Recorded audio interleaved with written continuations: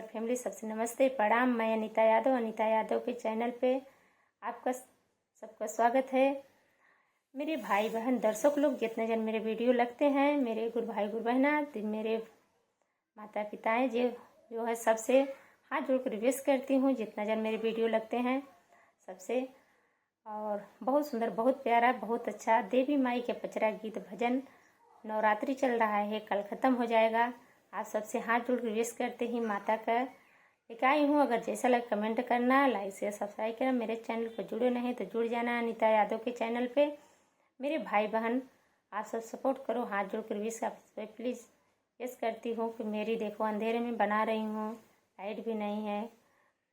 बड़े के सब लोग पूछे, गरीब है कोई नहीं पूछते, गरीब का सहारा करो। भगवान बोलते हैं पहले गरीब का करो, अमीर का तो दुनिया पूछता है। आप सब रिक्वेस्ट करो, आप सबसे हाथ जोड़ती हूँ। और मेरे चैनल पे जुड़ जाओ। फुल आवाज़ करके पूरा गीत सुनेंगे तब भजन तब अच्छा लगेगा। देखो हाथ में लेकर बनाना पड़ता है।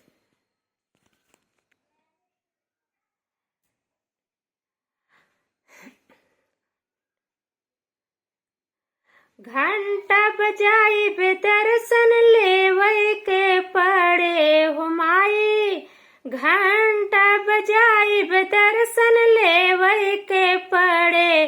जावन जावन हम मांगब तू है देवई के पड़े हो माई, जावन जावन मांगब तू है देवई के पड़े हो माई, जावन जावन मांगब तू है देवई के पड़े हो माई, जावन जावन मांगब तू है देवई के पड़े हो माई। घंटा बजाई बे दर्शन लेवई के पड़े हो माई, घंटा बजाई बे दर्शन लेवई के पड़े।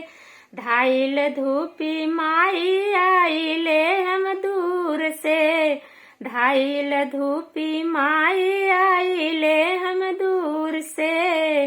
जमन जमन मांगब माई तोहके देवई कसूर से।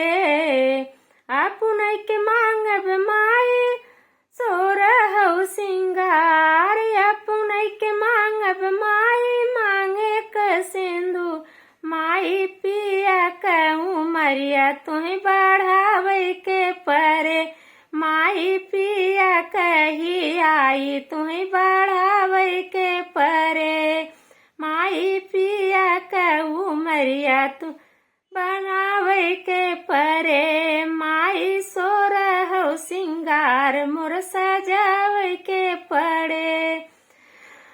जवन जवन मांगब तू है देवई के पड़े हो माई, जवन जवन मांगब तू है देवई के पड़े माई, जवन जवन मांगब तू है देवई के पड़े माई। घंटा बजाई बे दर्शन लेवई के पड़े माई, घंटा बजाई बे दर्शन देवई के पड़े।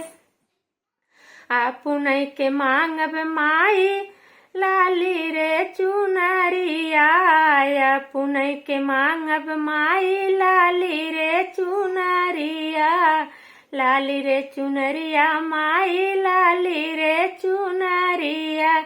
पिया का पगड़िया तू देवई के पड़े, हाँ हो पिया का पगड़िया माई देवई के पड़े माई। जावन जावन मांगब तू है देवई के पड़े हो माई, जावन जावन मांगब तू है देवई के पड़े माई।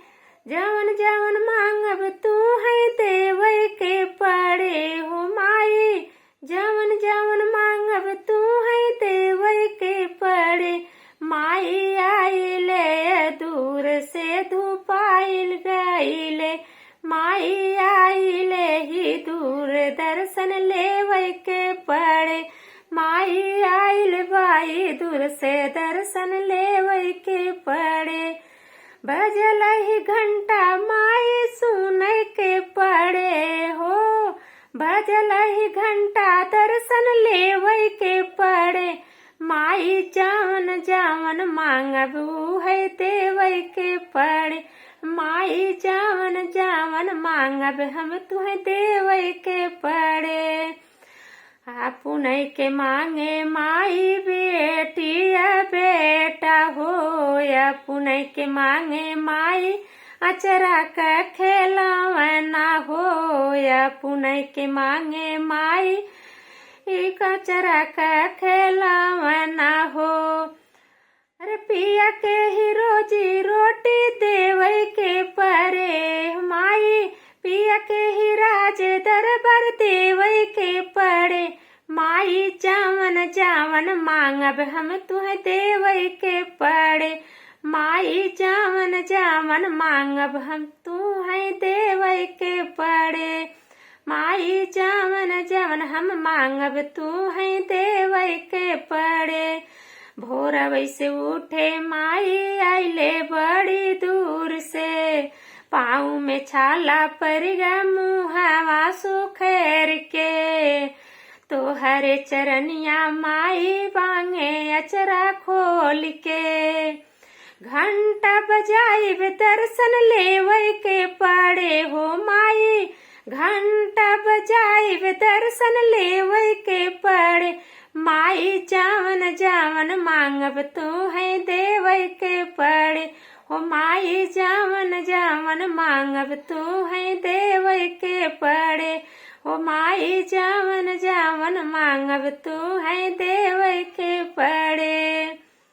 नैहर में मांगब माई भैया से भतीजवा हो। नैहर में मांगब भैया से भतीजवा हो।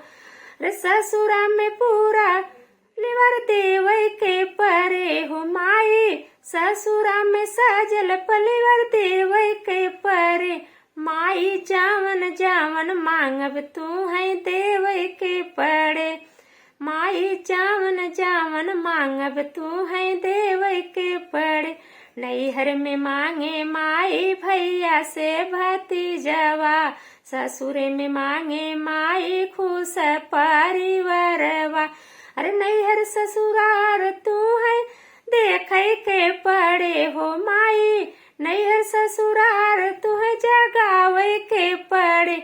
माई जावन जावन मांगब तुम्हें देवै के पड़े। हो माई जावन जावन मांगब तुम्हें देवै के पड़े। हाय मेरे भाई बहन, जैसा लगा हो ये गीत पचरा वैसा जरूर बताना, प्यार दुलार आशीर्वाद देना। माई के मंदिर में जाके गुहार करते हैं और अपने चौकियाँ धाम जौनपुर में माई के चरण में गिर के और माई से मन्नत मांगे थे, माई जरूर देंगे। आप सब माई से मांगो, माई जरूर देंगे। माई कल चली जाएंगे परसों। आप सब जैसा लगा वैसा कमेंट में जरूर बताना मेरे भाई बहन दर्शक लोग। जय माता की। माई बहुत देती हैं। शिव गुरु को भक्त शिव गुरु भी मेरे को सहारा कर रहे हैं। मेरे को किसी का नहीं सहारा, बस आप सबसे रिक्वेस्ट करती हूँ मेरे भाई बहन दर्शक लोग। जितना नैहर सासुर नहीं होता, घर का नहीं होता, उतना बाहर का होते हैं। आप लोग बने रहेंगे तो मैं भी इतना हौसला पूर्ण हो जाएंगे। मैं अपनी पूरी दर्द सुना देंगे, आप सबसे बताएंगे।